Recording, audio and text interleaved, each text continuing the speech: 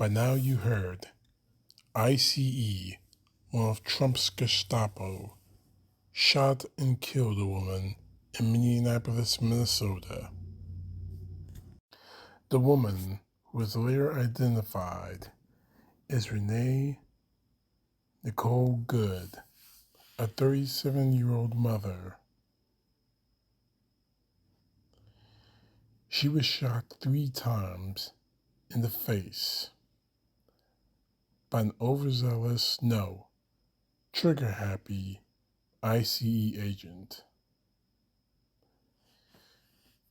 ICE was in Minneapolis in that section to do an ICE raid for illegal immigrants, which means anyone who wasn't the color white, who spoke a language other than English.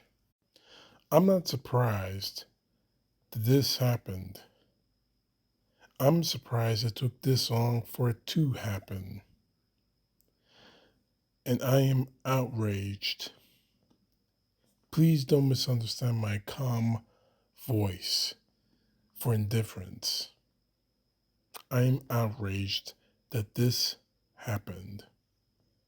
An innocent woman is gunned down in Minnesota, in her own country, not by gangbangers or drug dealers or whatever else Donald Trump and his cadre of Nazis want to call themselves.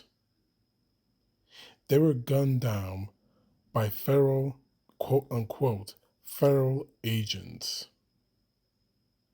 in performance not of their duty to enforce law, not because she was a threat to them, because I saw the video forwards and backwards. She was no threat to them, but because they were itchy, trigger-fingered, gun-happy lunatics following a policy of one man, Donald Trump. But I guess what's making me even more angry than the fact that this happened, because trust me, my rage is all consuming at this point, but I have even further rage for the simple fact that Kristi Noem and Donald Trump are lying to cover this up. Kristi Noem, while wearing a cowgirl hat because she's nothing more than a Botox Barbie, saying that the ICE agent was just defending himself. No, he wasn't. He wasn't defending himself at all. There was no threat. That Donald Trump released a tweet that the ICE agent was hurt. No, he wasn't. Because there is no hospital records, and already the mayor of Minneapolis called the president and talked to him and confirmed that the agent wasn't hurt. This is beyond the ridiculousness we all thought was going to happen with Donald Trump being president. Now, he is doing state-sanctioned murder. And it has got to stop. I'm surprised that it didn't start when he came back into power a year ago. I'm surprised it didn't happen then. I'm surprised Trump didn't let loose the dogs and now we have bodies falling all over the place. I'm really surprised. I'm going to say this, Trump, and you and the MAGA can take this as a threat if you want to. I really don't care anymore. Blood has been shed, and that blood is all over Donald Trump, Kristi Noem, Pete Hegseth, his entire regime, and your hands, MAGA. Yeah, I'm throwing all of you in the box right with them. You are totally responsible for what happens to the young woman. She had 3 kids who are going to grow up without a mother. And from what I understand, the father passed away too. So you made an orphan out of 3 children for nothing. At this point, I'm encouraging everyone in this country to follow ICE very carefully. If you see ICE raids going on, videotape them. Record everything they say and do. Because just like this, just like George Floyd, and just like this situation, we are going to make sure you don't get away with it. Now, Trump, you might actually pardon this guy. But that's political suicide if you do. You already committed political suicide I don't know how many times in the last year.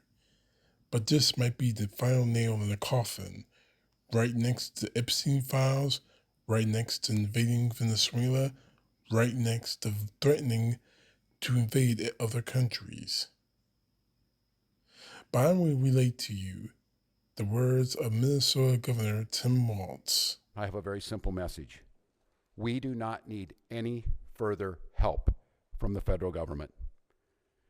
To Donald Trump and Kristi Noem, you've done enough. There's nothing more important than Minnesotan safety. I've issued a warning order to prepare the Minnesota National Guard. We have soldiers in training and prepared to be deployed if necessary. I remind you, a warning order is a heads up for folks. And these National Guard troops are our National Guard troops. They're teachers in your community, they're business owners, they're construction professionals. They are Minnesotans. Minnesota will not allow our community to be used as a prop in a national political fight. We will not take the bait. And understand what Walz just said. This isn't a threat to those who are against ICE. This is a threat to ICE. You just killed an unarmed American citizen. You start any shit, they're going to fight back to protect themselves and to protect their homes and protect their families. You crossed the line, ICE. Now I suggest you get ready for the fallout. But those words that Governor Walz gave are nothing in comparison to the words of Mayor Jacob Frey. Mr. Frey, take the Nazi fucks to church, if you please. There's little I can say, again, that'll make this situation better, but I do have a message for our community, for our city, and I have a message for ICE. To ICE, get the fuck out of Minneapolis. We do not want you here. Your stated reason for being in this city is to create some kind of safety, and you are doing exactly the opposite. People are being hurt. Families are being ripped apart. Long-term Minneapolis residents that have contributed so greatly to our city, to our culture, to our economy are being terrorized, and now somebody is dead. That's on you. And it's also on you to leave. It's on you to make sure that further damage, further loss of life and injury is not done. We're going to be working towards justice as quickly as we possibly can right now, and justice is what we've all got to get. Thank you, Mayor Frey, for those words. But there's an underlying current to what he said beyond the get the blank out of Minneapolis in Minnesota. You were supposed to go after the worst of the worst, the baddest of the bad, the criminals, the drug dealers, the rapists. You're not doing any of that. For what we've seen, you're going after American citizens, children, people who are on the path to citizenship, and you are going after Americans for blood. And you prove that here and now with the murder of this young woman. Get off our streets. I'm not asking you I am ordering you, get off our streets. If not, we're gonna do everything we can to unmask you. I don't care if we have to lift every fingerprint there is after everything you touch. You're going to be found out. And this sounds like a threat. Take it as much. If you're so scared of being doxxed, you should have thought about that before you put 3 bullets in a woman's face. You should have thought very carefully before you decide to become an ICE agent under this regime. You're not federal officers. You're not law enforcement officers. You are a gang of thugs following a criminal. And now you have made yourselves into criminals, into murderers. We will not forget nor forgive. And we will not rest until all of you criminals wearing the ICE badge are put in prison. Renee Nicole Good may have been the first, but she is going to be the last.